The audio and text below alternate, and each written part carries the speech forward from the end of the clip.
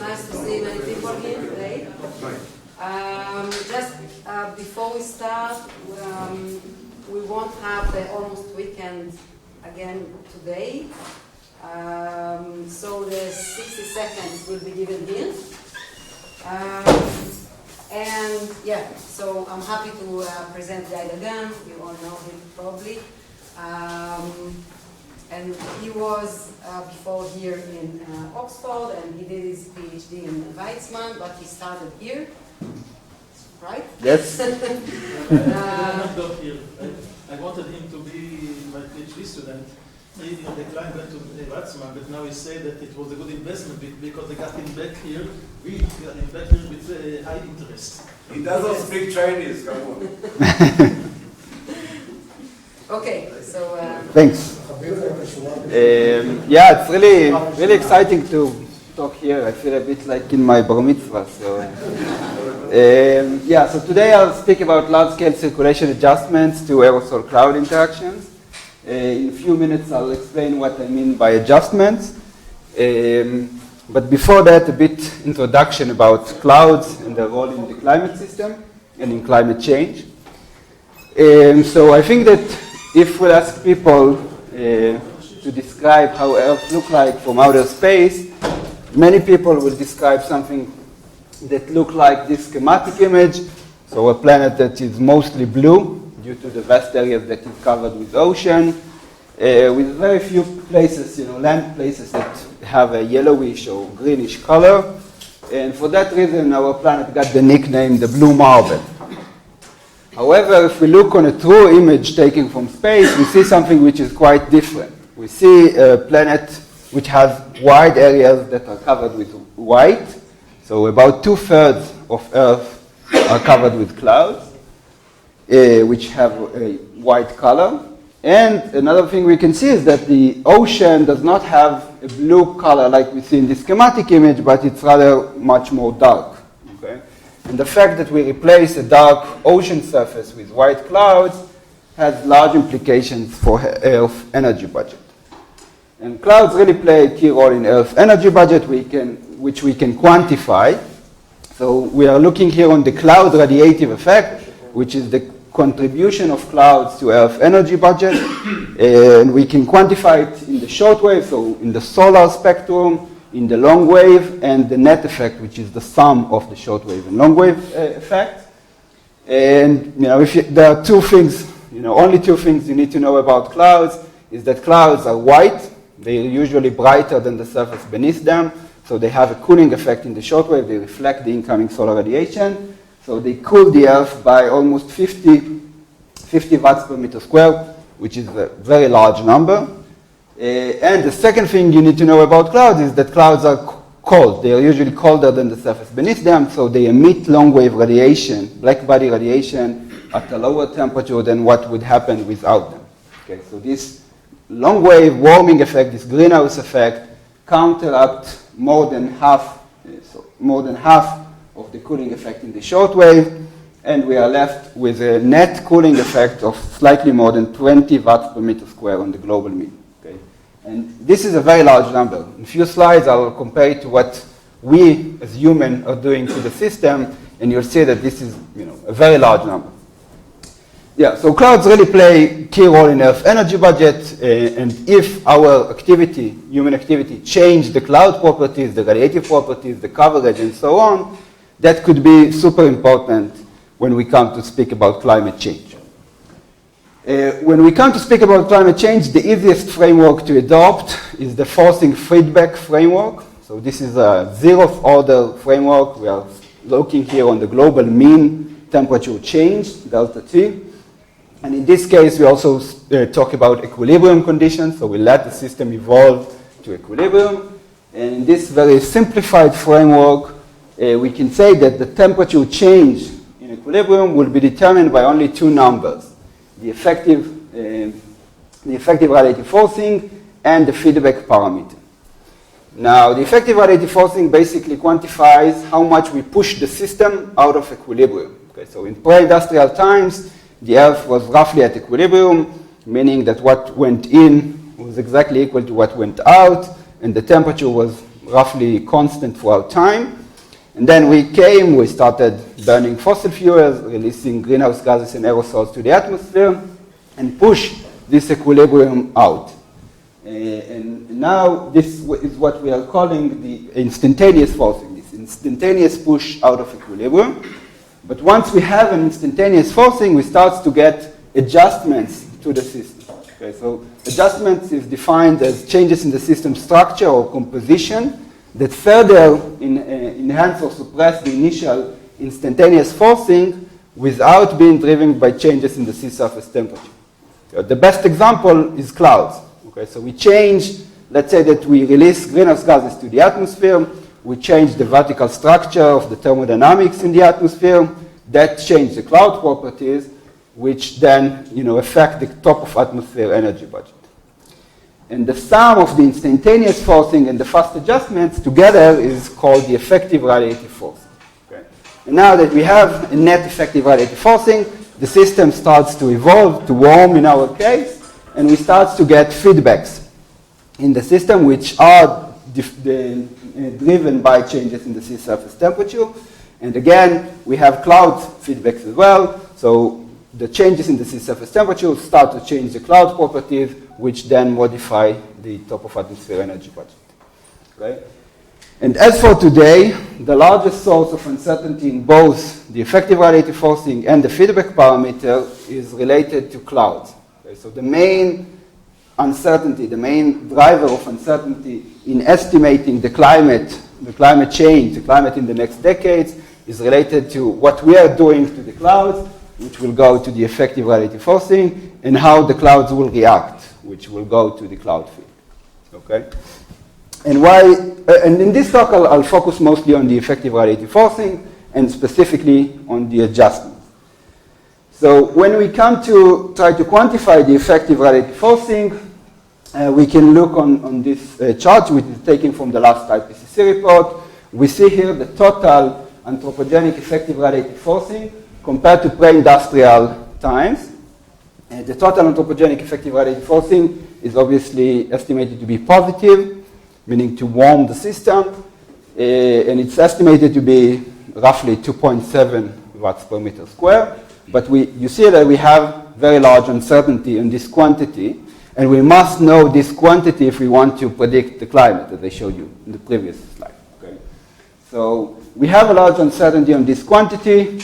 Most of this positive effective radiative forcing is coming from greenhouse gases and mostly from CO2. But here we have much narrower uncertainty. So we understand quite well the impact of CO2 on the system. And actually most of the uncertainty is coming from the effective radiative forcing due to aerosols. So aerosols are tiny particles. They can be solid or liquid particles that are suspended in the atmosphere. And we have many natural sources of aerosols in the atmosphere, like desert dust and sea salt. But human activity also releases a lot of aerosols to the atmosphere. Okay. Those aerosols, those particles, interact directly with the radiation. They can absorb it, but mostly scatter it. And since the aerosols scatter the radiation, we get some negative effective radiative forcing that's cooled the system. But the direct interaction between aerosol and radiation is a fairly small effect and less unknown. Most of the uncertainty is coming from the impact of aerosols on clouds. So this is, this counteracts some of the greenhouse warming, but in a magnitude that is highly uncertain. And how do aerosol impact clouds? So we can take Danny's chart for that. So in order to form cloud droplets, the water vapor must condense on some surface area. And those aerosols are acting as those surface areas for the cloud droplet formation. Okay, so they are acting as cloud condensation nuclei. And in regions that we have lots of aerosols, in polluted regions, we'll have a lot of cloud condensation nuclei. So we'll have a lot of cloud droplets. The concentration of cloud droplets will be higher. And initially, if we take the same amount of water that's formed in clean condition and divide it on larger amount of droplets, we'll get smaller droplets. Okay, so we divide the same amount of water on more droplets, so we'll get smaller droplets, and they will be smaller and more numerous, and that would impact the radiative properties of the cloud. Okay, so the reflectivity of the shortwave from the cloud is proportional to the total droplet surface area. And if we take the same amount of water and divide it on larger amount of smaller droplets, we increase the total droplet surface area, which would cause the clouds to become more reflective. And we can see a nice manifestation of this impact in this satellite image. So we see here a satellite image taking over the ocean. You see the dark ocean over here, and you see a deck of what we call stratocumulus clouds, which have those quasi-linear features in them. So those lines are ship tracks, so large container ships that sail through the ocean. They burn the most, until recently they have no regulation on the type of fuel they can burn, so they burn the most polluted fuel, release a lot of aerosols to the atmosphere. Until 2020, exactly. And we get a lot of cloud condensation nuclei, a lot of cloud droplet formation in their track. And as we said, that caused an increase in the total droplet surface area. The clouds become more reflective, so we see them brighter when we look on them from space. And that exerts a negative effective radiative forcing because it reflects some of the radiation back. Okay? So, yeah. An initial aerosol perturbation would change the cloud radiative effect and impose the negative effective radiative forcing, and that's what we will treat as the instantaneous forcing. But then, once we have this initial perturbation, we start to get adjustments in the clouds. So the initial change in the droplet size distribution would impact all the microphysical processes that we have in the clouds. Okay, so the fact that we start now with smaller droplets means that we'll get some delay in the warm rain formation. The clouds droplets are smaller. It would take them longer time to grow to precipitating sizes. And that could also impact the dynamics of the clouds, so the vertical velocities in the clouds. It can impact the cloud top height and the cloud top temperature, which would affect the long wave emission of the clouds. It can impact the cloud cover, and so on and so forth. And we have many physical processes involved that we don't fully understand. And to make things even more complicated, we know that the aerosol impact on clouds would be cloud regime dependent, meaning that we expect to see a different response in deep convective clouds compared to shallow convective clouds compared to marine stratocumulus clouds. Okay, and this is a very large challenge, right? We need to compile all those physical processes that we don't really understand well, and in all those different cloud regimes, in order into a one global mean number of the effective radiative forcing globally. Another reason that it's so hard to estimate the effective radiative forcing from aerosol cloud interaction is the fact that we have to identify a fairly small signal out of a large and noisy background. Okay, so a few slides ago I showed you the background cloud radiative effect, which in the net is estimated to be about 20 watts per meter square.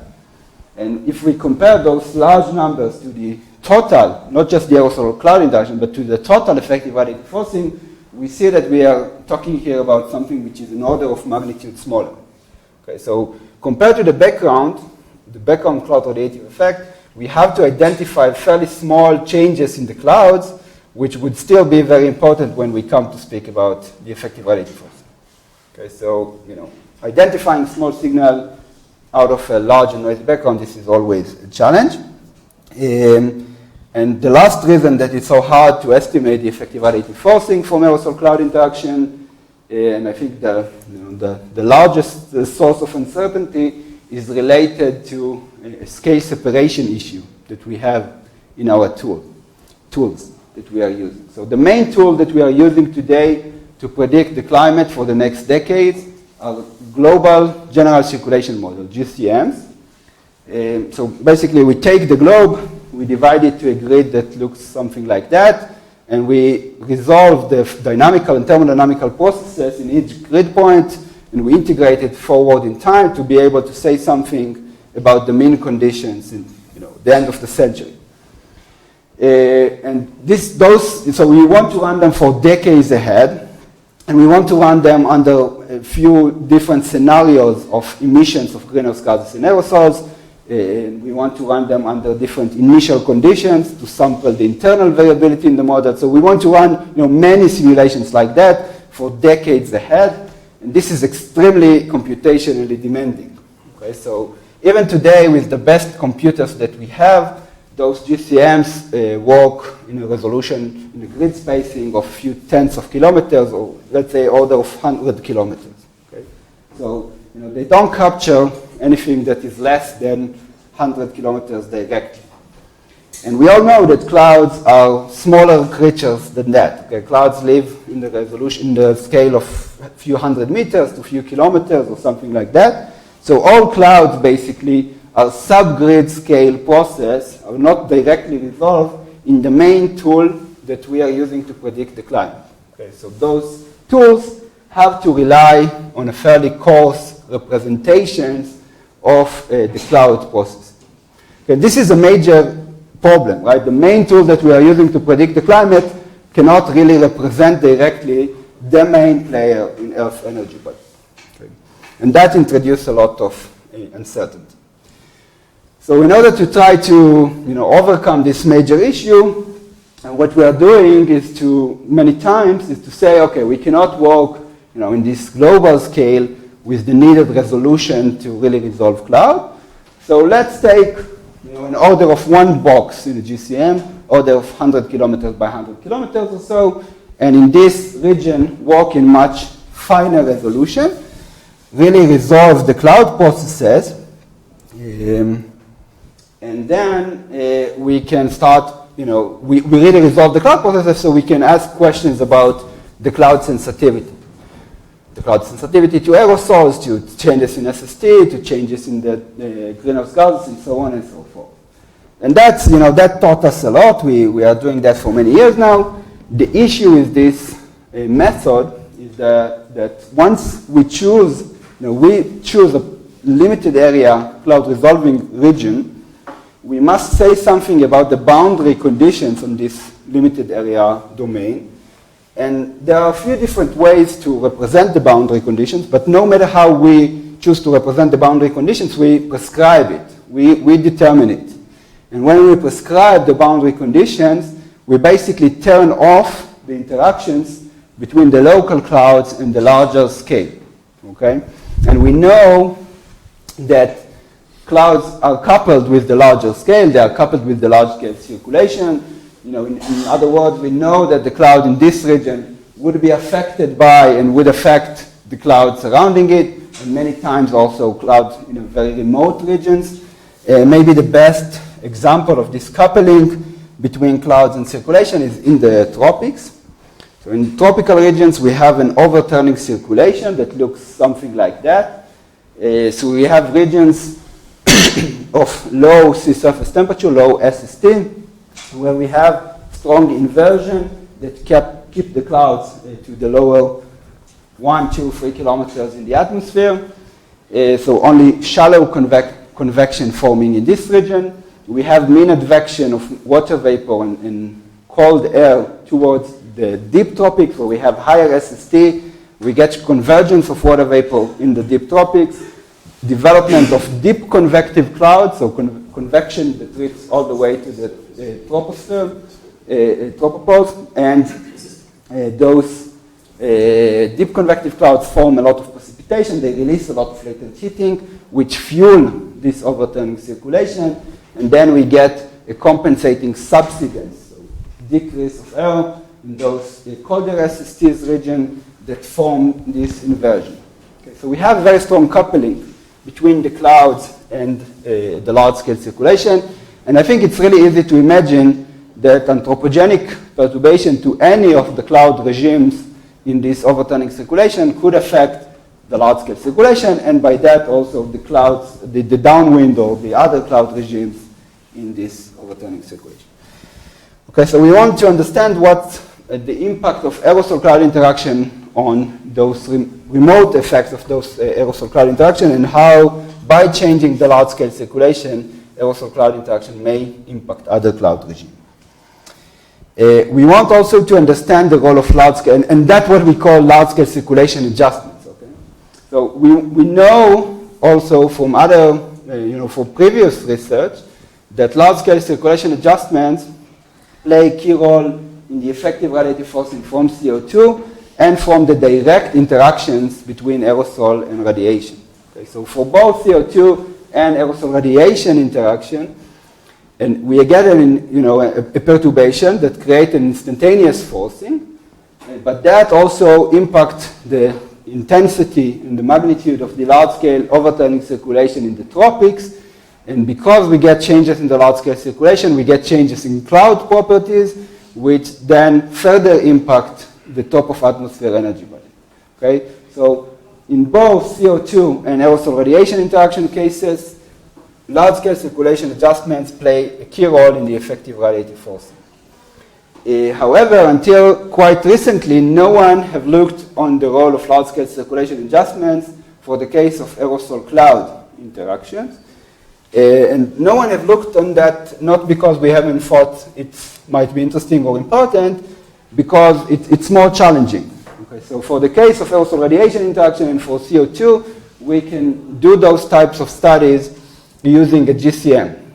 However, if we want to study the role of large-scale circulation adjustment for aerosol-cloud interaction, we need to have a framework where we really resolve clouds in fairly detailed manner, so we have fairly high temporal and spatial resolution with fairly detailed representation of the microphysical processes in the clouds, but also at the same time have a representation of the large-scale circulation.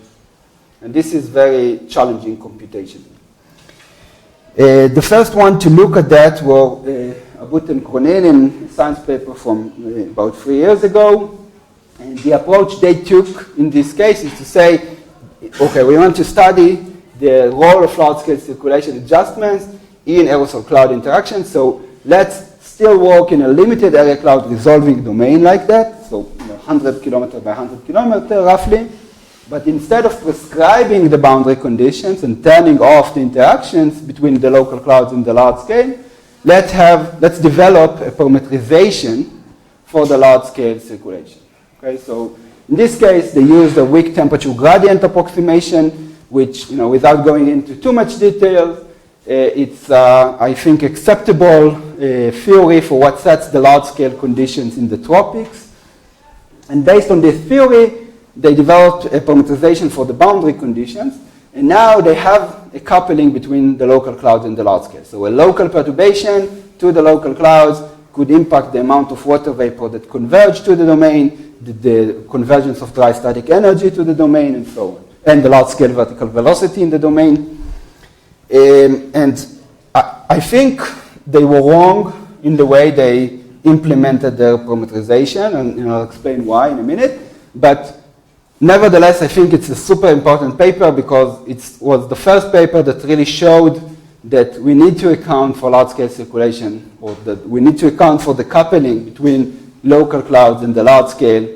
Danny is not happy with it. 2008 does it. Okay. I still think that your paper from 2008 looks on the local scale more than what they... It is regional at the scale of subsystem states of the expense of the adjacent regions. Okay. Yeah, we can talk about it later. Never mind. I still think that at least even if it's not the first one to show it, it was an important paper to show that we need to account for large-scale changes in order to account for aerosol-cloud interaction. I think they were wrong in the way they implemented their parameterization, and we showed it in a paper from 2 years ago. They were wrong because they did not conserve mass, basically. Okay, so they had no constraint or no limitation on the amount of water vapor that can converge to the domain, which is probably unrealistic.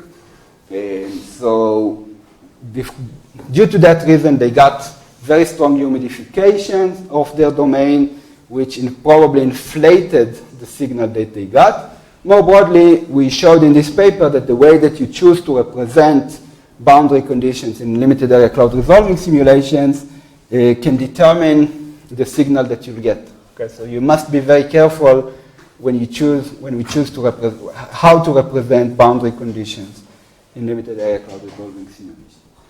Okay, so we want to have a numerical framework that represent cloud in fairly detailed manner, at the same time have some representation of the large-scale circulation, but does it in a way that conserves water and energy.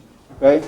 And the way that I try to do that in this paper is to couple two cloud resolving domains like that. Okay? So instead of running one box like that and prescribing the boundary conditions, now we are running online coupled two domains like that. The domains exchange water, energy, and momentum in a way that represent the overturning circulation in the tropics, and it does it in a way that conserves water and energy in this entire system. Okay? So it's zonally average model?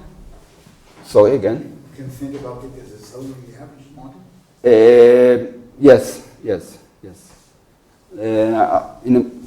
Give me a few slides, I'll show you something that looks more like that, but yes, you can think about it that way.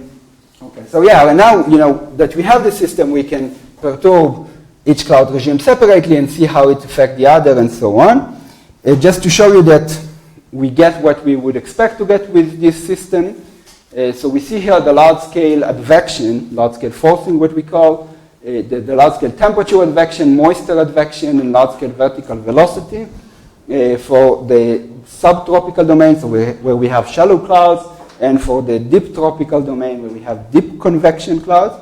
I haven't forced the large-scale forcing to be that way. I haven't prescribed it. I just started the two domains with different initial conditions, and we start to get what we would expect to see. Okay, so in the subtropics, we get warming of the troposphere, drying of it, and subsidence, so negative vertical velocity, while in the, what we represent as the tropical atmosphere, we get cooling of the troposphere, moistening, and upward motion of it. Okay. And for that reason, again, just by starting it with different initial conditions, we get deep convection formation in the deep tropics and shallow convection formation in the subtropics. And now, I want to study the interaction between them, so I'm perturbing each one of them separately and both of them at the same time and so on, and examining the response of the entire system.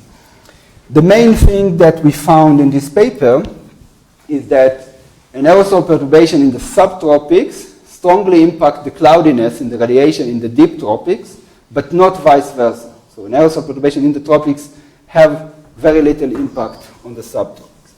So what we see here is two sets of simulations that were conducted with the same aerosol concentration in the tropics, in the deep tropics, but we have changed the aerosol concentration in the subtropics, and we are looking here on the response of the tropical atmosphere. Okay, so we see here the cloudiness, basically, so the cloud fraction, how much of the sky is covered with clouds, and the total water pass, and the radiation. So we get, if we add aerosols only to the subtropics, we get more cloudiness in the tropics, which strongly impact the radiative budget there. Okay? And in a few slides, I'll explain what's going on here. Why do we get this? What model did you use? Same. Yes. Okay, so yeah, we have this system now that, resolved clouds have some fairly idealized representation of the large-scale circulation, and this is what we are getting with this system. Okay? But you can say, okay, you have some, fairly idealized representation of the large-scale circulation. You don't resolve the large-scale circulation. How would you know that it's, the signal that you get is not dependent on the way that you choose to represent the large-scale circulation? So you'll be right to say so, and I looked for a framework, and I think that's talking more with what you were referring to. So I looked for a framework that does both, so resolve cloud and resolve the large-scale circulation, but still be, efficient enough for us to be able to conduct many simulations and many sensitivity tests for long enough time scale and so on, in order to really understand the sensitivity. And the approach we adopted here was an approach that was actually quite widely used before in the convective aggregation community, but not for aerosol-cloud interaction studies. And the approach is to use this geometry, so a long and narrow domain that looks like that. The benefits of using this domain is that, at least in one of the horizontal dimensions, we are accounting for the large scale of the atmosphere. Is it circular? Yes, yes. Double periodic, yes. So one of the horizontal dimensions we account for the large scale, but the fact that we shrank the other dimension enable us to work in cloud resolving resolution and conduct many sensitivity tests and so on. And we imposed two different SSTs, surface temperature distributions on this domain. So either homogeneous domain, this is what people refer to as radiative convective equilibrium simulations, or an SST that has some gradient along the long dimension of the model. I hope I'll be able to get to those simulations in more details, but I'll start mostly from those. When we impose this SST gradient along the long dimension of the model, we start to get an overturning circulation in the model, which mimics the Walker circulation that we get in the tropics. For that reason, this setup is called mock-Walker simulation. So we start to get convergence of air toward the center of the domain where the SST is warmest. Most of the deep convection is forming in this region. You can see some snapshot here. And we get some subsidence at the boundaries of the ocean. You can see also a manifestation of this overturning circulation that is formed in those Hofmöller diagrams. So we see here the time in the y-axis and the long dimension of the model in the x-axis. And we see here the surface precipitation, the top of atmosphere long wave and short wave radiation for one specific simulation that was run for 400 days. And you see that most of the precipitation and the deep convection is formed at the center of the domain where we get this convergence. Okay, so we get an overturning circulation that is imposed, or that is driven by the imposed SST gradient. We ran those simulations with 3 domain mean SSTs. Okay, and for each domain mean SST, we ran 3 different simulations with different aerosol concentration to study the sensitivity to aerosols under different environmental conditions. And we ran each simulation for 400 days, which is quite a lot for cloud resolving simulations because we wanted to make sure we have enough statistics and that we are under equilibrium condition. Guy, what is the resolution? 3 kilometers. Wow. And the SST was kept fixed? Yes. Okay, so we have this large set of simulations, and we see here the top of atmosphere energy response, the response of the top of atmosphere energy gain to an aerosol perturbation for the 3 different domain mean SSTs. So this is the different colors. What we see here that when we increase the aerosol concentration, we get quite strong reduction in the top of atmosphere energy gain, meaning we get a strong negative effective radiative forcing. This negative effective radiative forcing is coming from changes in the short wave radiation with minimal impact in the long wave. And unsurprisingly, it's coming from changes in the cloud. So the cloud radiative effect is what driving the changes in the top of atmosphere energy gain. And we get such a strong negative effective radiative forcing because we get strong cloud adjustments. So when we increase the aerosol concentration, we get an increase in the liquid water pass, strong increase in the liquid water pass. So we have more liquid in the clouds, and the cloud fraction increases as well. Okay, so we have more clouds, larger fraction of the sky is covered with clouds. The clouds have more water in them, so they become more reflective. They reflect the incoming solar radiation, and so we get a negative effective radiative forcing. Okay? And one more interesting part, and that will be important to our story, and we'll get back to it in a minute. When we increase the aerosol concentration, we get more rain in those simulations for all SSTs. And it's important to remember that those simulations were conducted under equilibrium conditions. So if we get more rain, we must get more evaporation, surface evaporation as well. Okay? And we'll get back to that in a minute. So, yes, sure. You only had probably 3 simulations. There are 9 in total. Yes, 9 in total. So 3 different SSTs, 3 different, 3 by 3. You had 3 values. Yes, 3 by 3. Yes, You have a gradient. yes, exactly. So this is the domain mean response. But in the domain, we have different cloud types, as we saw. We have deep convection at the center and shallow convection at the edges. And we wanted to separate the response to the different cloud regimes. So there are a few different ways to separate it. We explored it in the paper, but here I'll present just one of them. It doesn't really matter what separation you choose. So what we see here is the response in the shallow dominated region, where we have shallow convection, and the response in the deep dominated region for the different SSTs, sea surface temperature, and for each SST we see the 3 different aerosol concentrations. Okay, so focusing first on the cloudiness, so on the response of the liquid water pass and the cloud fraction, we see that for all SSTs generally when we increase the aerosol concentration, we increase the cloudiness. Okay, the cloud fraction increases, the liquid water pass increases, and we get it for both the shallow and deep dominated regime. And this is why we get the higher reflectivity. We also see some deepening of the cloudy layer, so the clouds become slightly deeper. But, and this is very important to our story and goes back to what I just mentioned, when we increase aerosol concentration, we get rain suppression in the shallow dominated regime, but rain enhancement in the deep dominated region. Okay, and the increase in precipitation in the deep dominated region overcompensate for the reduction in the shallow dominated region, because we saw that we get rain enhancement in the total domain. Few more things that we see here. When we increase aerosol concentration in the shallow dominated region where we have subsidence on the background, we get slightly stronger subsidence and slightly stronger upward motion in the deep tropics. So we get some intensification of the overturning circulation strength. And with the increase in the overturning circulation strength, we get intensification of the near surface wind speed. Okay, so the near surface wind speed becomes stronger. Near surface wind speed is one of the most dominated things when we calculate evaporation from the surface. So the fact that we get stronger near surface wind speed means that we get also more evaporation. The latent heat flux increases. So we get more evaporation, we get more precipitable water, so more humidity in the atmosphere. We get more clouds, and the clouds become more reflective. So yeah, we saw all those bits and pieces. Now to connect them, let's go back to this schematic image.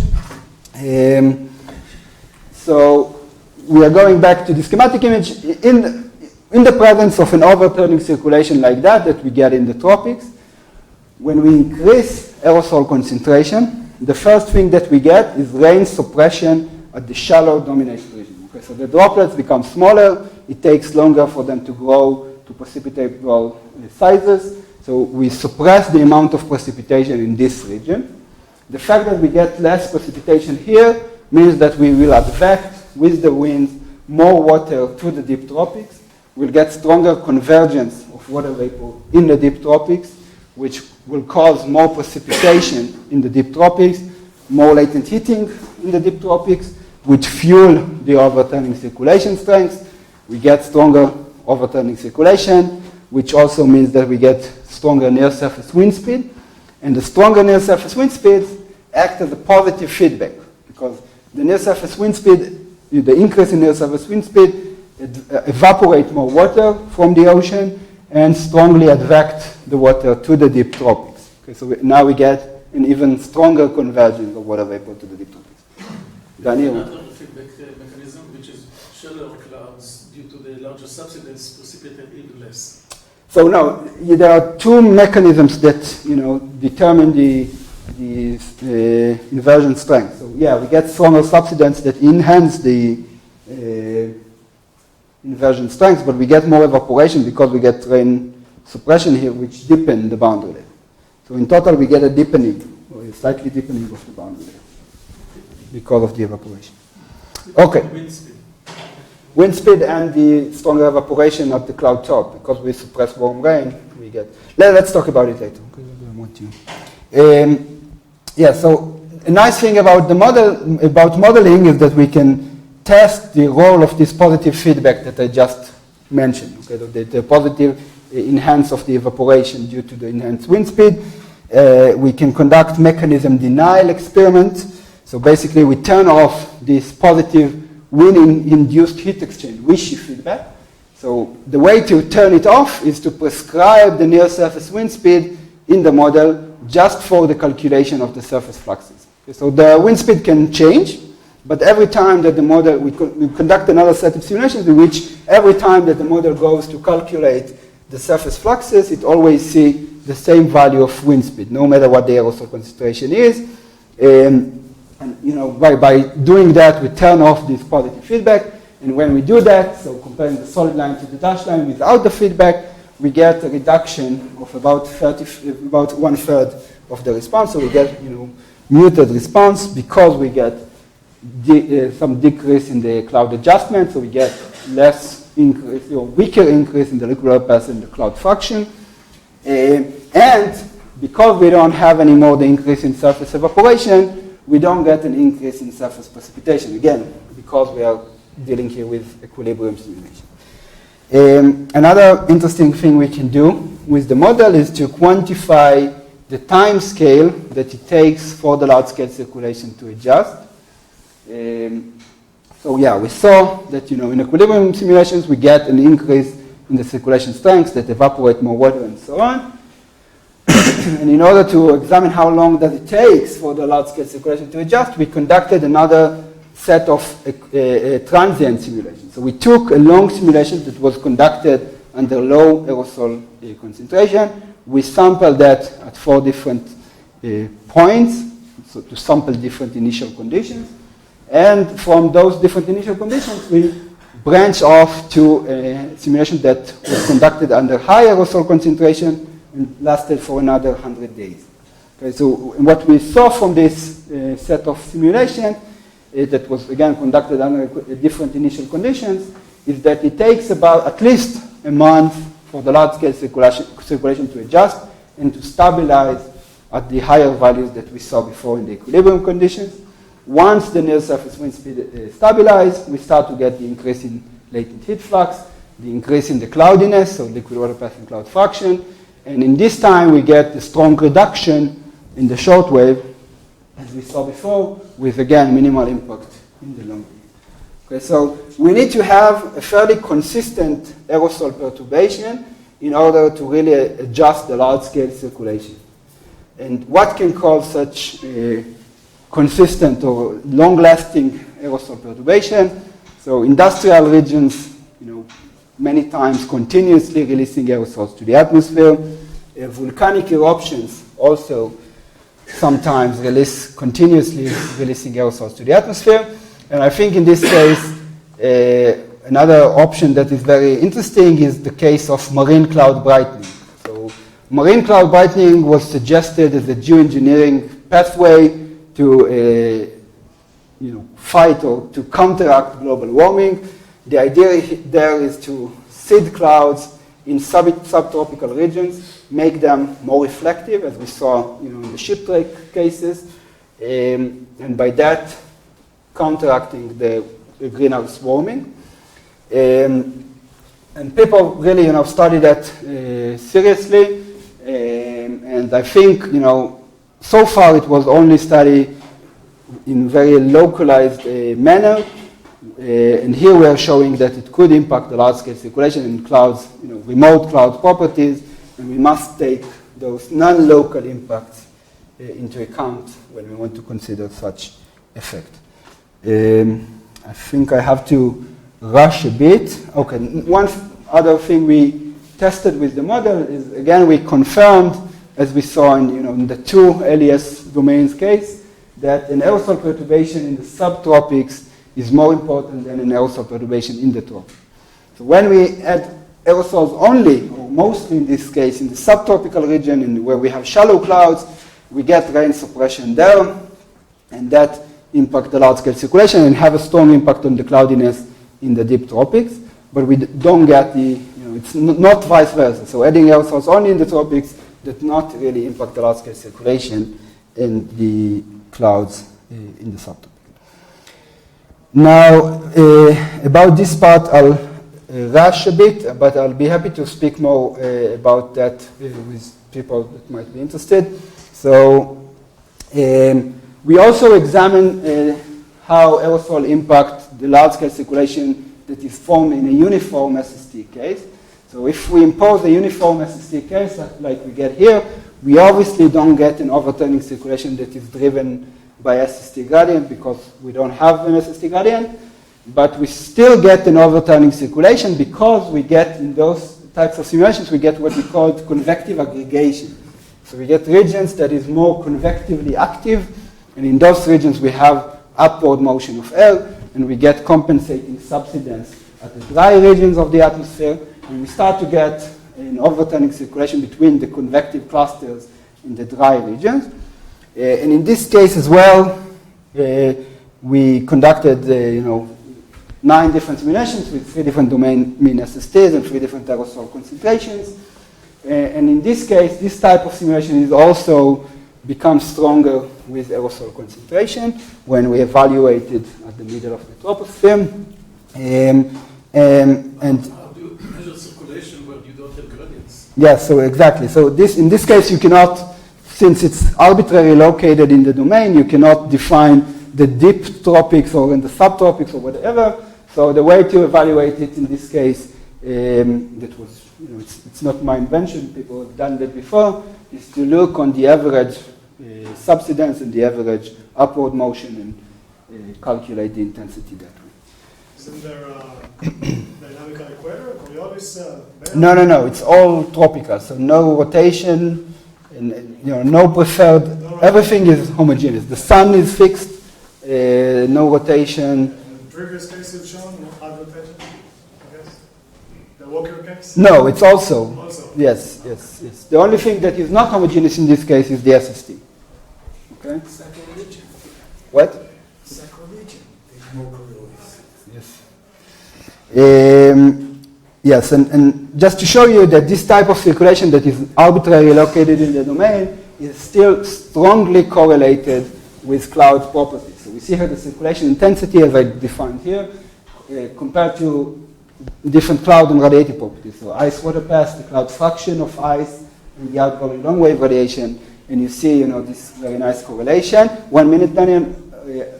A few things that we see here. First of all, we see that we get a decrease in the circulation strength with SST. So this was shown before and talked about quite a lot. The new bit here is that we are showing that for a given SST, we get an increase in the circulation strength when we increase the aerosol concentration. And that is still with saturation adjustment. Yes.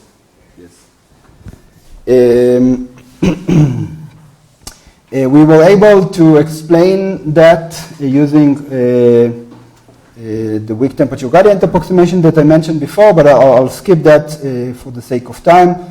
If you are interested, let me know and I'll explain more later on.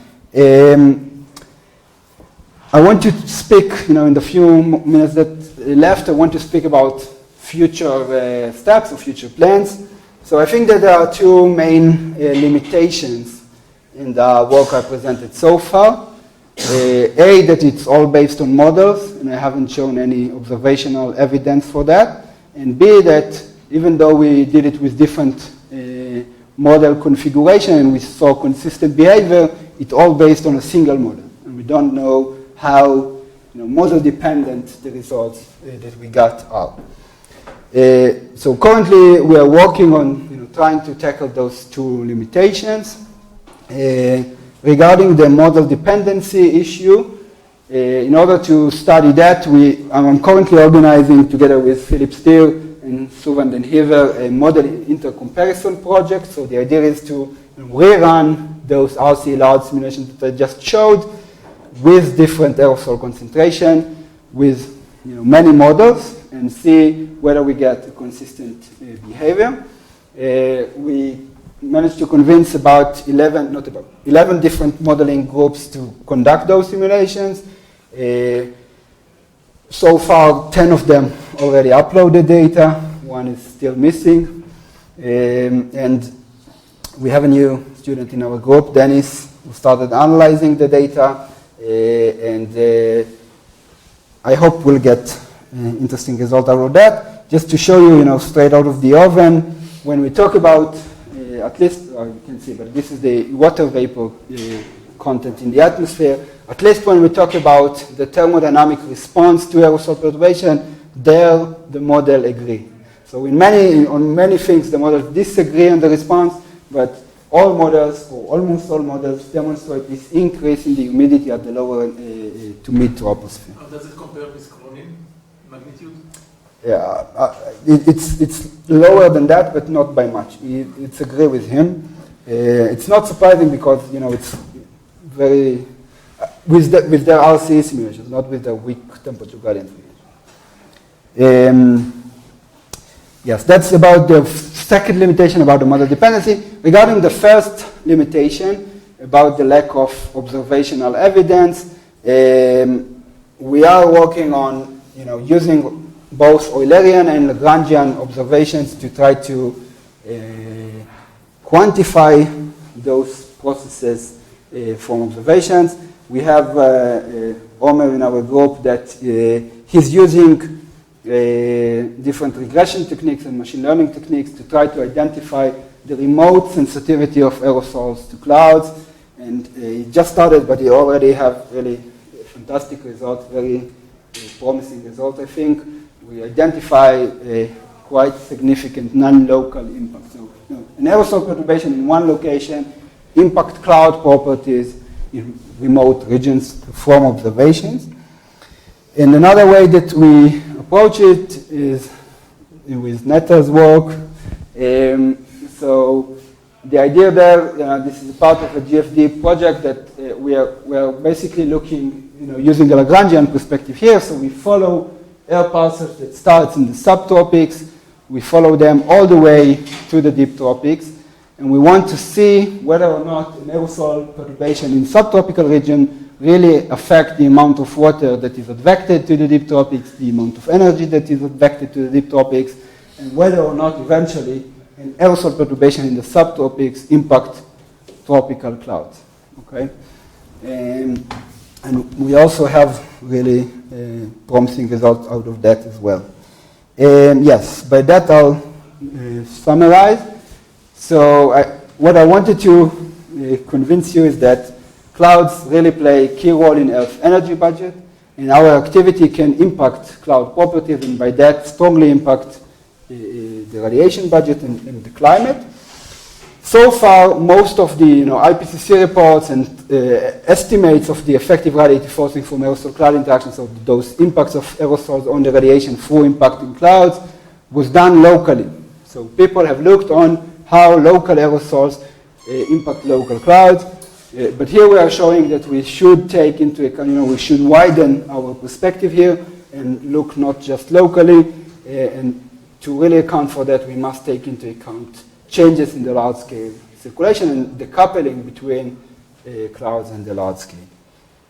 Yes, by that I'll finish. Thank you.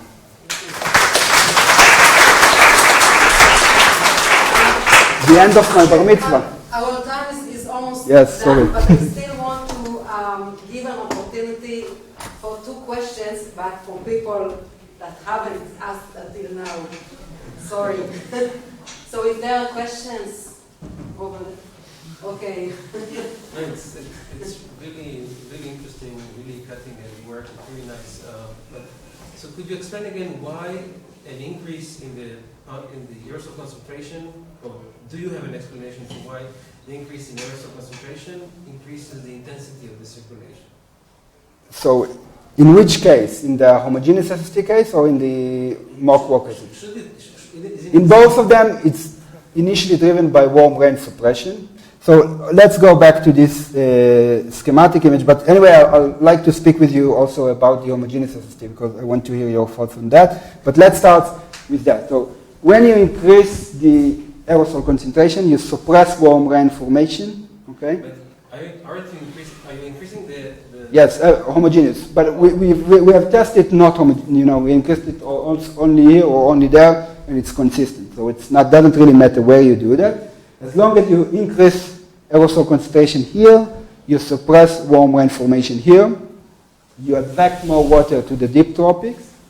And if you advect more water to the deep tropic, you get stronger convergence of water vapor, more latent heating, which fuel the overturning circulation. And then you start to get this positive Ricci feedback. Because the wind... But that in itself is not a local effect. That is so you have... by a local effect. So if you are only increase aerosol concentration here, you increase only you perturb clouds locally here, that would have a non-local impact. That's the main idea. Okay? Because my question was because it seems like so the next, if it can be done, the next great step would be to think of like a thermodynamic equation, a modified equation of state that comes from aerosols, and then you could use that to explain changes in the large scale circulation. So I think, we have the weak temperature gradient approximation that can do that to some degree. Okay, so,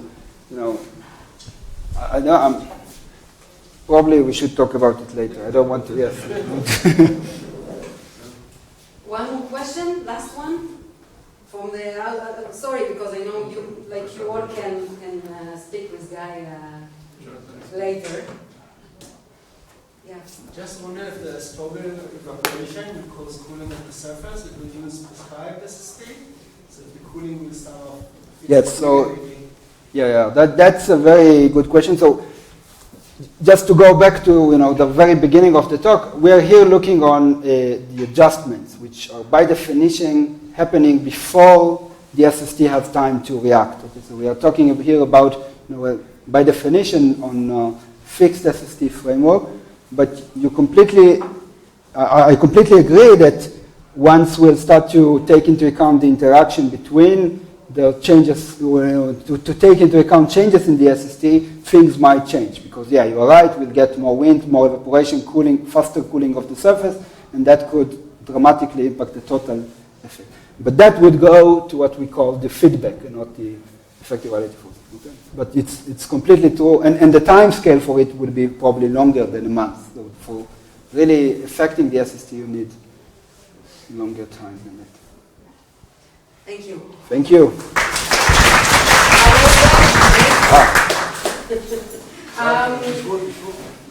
60 שניות, רגע, 60 שניות רק.